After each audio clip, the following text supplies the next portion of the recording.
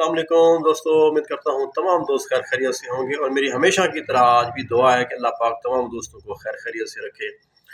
दोस्तों, आज की जो मेरी वीडियो है ये बहुत इंतहाई अहम वीडियो है उन दोस्तों के लिए, ख़ास तौर पर जो किसी बड़े मुल्क में जाने के लिए वीज़ा अप्लाई करते हैं और वहाँ जाकर इंटरव्यू देने के लिए जाते हैं। तो इंटरव्यू में क्या सवालात हो सकते हैं, ख़ास तौर पर उन दोस्तों के लिए जो जिनको पता नहीं कि ये फ़र्स्ट टाइम इंटरव्यू दे रहे हैं।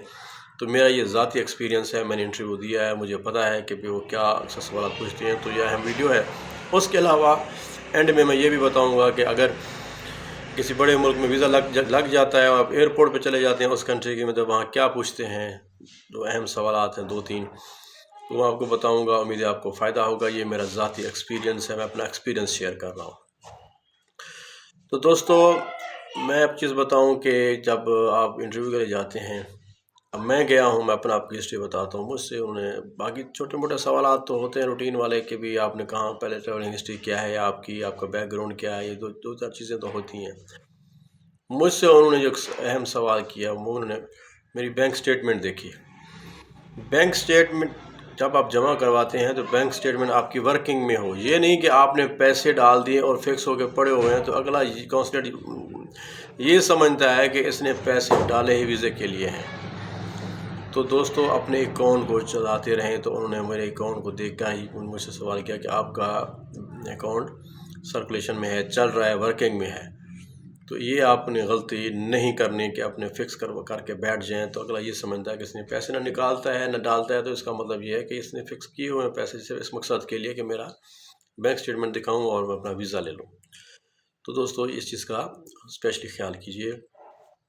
उसके अलावा दोस्तों, एक ही सवाल जो मुझसे वीज़ा देते हुए भी मुझसे पूछा गया और एयरपोर्ट पे भी पूछा गया, बड़ा अहम सवाल है। मुझे उन्होंने कहा कि जी आपने विज़िट वीज़ा अप्लाई किया है, अगर हम आपको वर्क परमिट जारी कर दें या आपको 5 साल का वीज़ा मल्टीपल दे दें ताकि आप ज़्यादा अरसा वहाँ रहें, आप वहाँ काम भी कर सकते हैं, वहाँ आप सेट भी हो सकते हैं, तो क्या ख्याल है, आप विज़िट की बजाय हम आपको किसी और कैटेगरी का वीज़ा दे दें, तो क्या कहते हैं आप? तो मैंने उनको जवाब दिया, नहीं जी, मैं तो एक विज़िटर हूँ, मैंने विज़िट करने के लिए जाना है, विज़िट करके वापस आ जाना है, तो मुझे विज़िट वीज़ा ही चाहिए। तो उन्होंने दूसरी मतलब फिर मुझे सवाल किया कि ठीक है, आप विज़िट के लिए जा रहे हैं, लेकिन आपको वर्क परमिट दे दें या किसी और कैटेगरी का वीज़ा दे दें तो क्या आपको क्या एतराज़ है, आप वहाँ जाकर रहें। मेरे जहन ने ये काम किया कि ये मुझे चेक तो नहीं कर रहे कि अगर ये वीज़ा जो है ना, अगर परमानेंट वीज़ा देने की बात करता हूँ तो ये समझे कि ये स्लिप हो जाएगा, तो इसने ये तस्लीम कर लिया। तो मैं डटा रहा कि नहीं जी, मुझे विज़िट वीज़ा ही चाहिए। तो यही सवाल मुझसे एयरपोर्ट पे पूछा गया उस कंट्री में, तो कि जी अगर हम आपको एंट्री दे दें, आपको लॉन्ग टर्म की एंट्री दे दें, जाके आप यहाँ इजीली सुकून से आप घूमें फिरें और बड़े अरसे के लिए वहाँ रहें, तो क्या ख्याल है, ठीक नहीं है? तो मैंने कहा नहीं जी, मैं तो आया से 10-12 दिन के लिए हूँ, विज़िट करके वापस चला जाऊँगा, मुझे ज़्यादा दिन रहने नहीं है। तो फिर दोबारा उन्होंने मुझे यही कहा कि अगर हम दे दें तो कोई इस पर हर्ज तो नहीं है आपको? मैंने कहा जी मुझे हर्ज है या नहीं, लेकिन मेरी रिटर्न टिकट 10 दिन के बाद की है, वापसी की है, तो मैं एक्स्ट्रा दिन लेके क्या करूँगा? तो मुझे आप 10 दिन की एंट्री दें बस, मैंने 10 दिन के वापस चले जाना है। तो फिर उन्होंने वो तो सेटिस्फाई हो गए कि यार ये बंदा। और दूसरा जो सवाल मुझसे उन्होंने किया कि जी आपका इस शहर में, हमारे मुल्क में कोई जानने वाला है? तो मैंने कहा हाँ जी, मेरे 2-3 दोस्त हैं जानने वाले, ज़्यादा दोस्त तो नहीं है लेकिन जानने वाले हैं। तो उन्होंने कहा जी ठीक है, वेरी गुड। तो मैं आपको बता रहा हूँ कि मेरे साथ एक और दोस्त था, उससे उन्होंने सवाल किया कि जी क्या आपका यहाँ कोई जानने वाला है? तो उसने कहा जी नहीं, मेरा तो कोई भी जानने वाला नहीं है इस कंट्री में। तो उन्होंने उसका मोबाइल देखा, मोबाइल के अंदर काफ़ी नंबर उस कंट्री के सेव थे। तो उन्होंने कहा जी आपने झूठ बोला है कि आपके हमारे कोई जानने वाला नहीं है हमारे कंट्री में।